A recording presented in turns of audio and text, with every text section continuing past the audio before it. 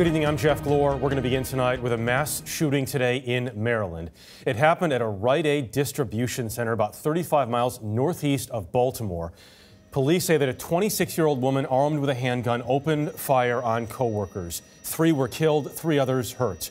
Police say the woman then shot herself and she later died. It was the 3rd mass shooting in the past 24 hours. A gunman wounded 4 co-workers at a software company in Middleton, Wisconsin before he was killed in a shootout with police.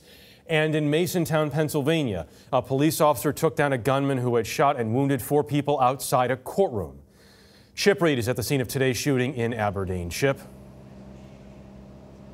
Well, good evening. There's no question that mass shootings have become horrifyingly common, but there's one thing very uncommon about today's shooting. The perpetrator was a woman. Any idea what a number of victims are? Not at this time. First responders arrived on the scene just after 9 a.m., about 5 minutes after the shooting began. Yeah, 2 DSWs, 1 to the chest, 1 to the abdomen, 1 to the back at location. Terrified employees poured out of the Rite Aid distribution center as police and medical first responders arrived, finding a horrific scene. 7 people had been shot. 3 of the victims died, 3 others were seriously injured. The 7th was the shooter, identified by police as Snochia Mosley, a temporary employee of the facility. Harford County Sheriff Jeff Gaylor.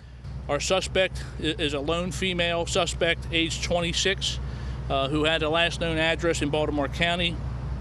She has died at the hospital from a fatal injury, self-inflicted gunshot wound. She used a 9mm Glock handgun. Her motive has not been identified.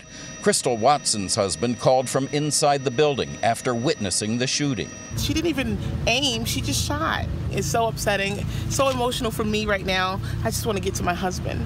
One woman in the building sent this text to her children. "I love you, be good, and take care of Daddy and the pets if something should happen."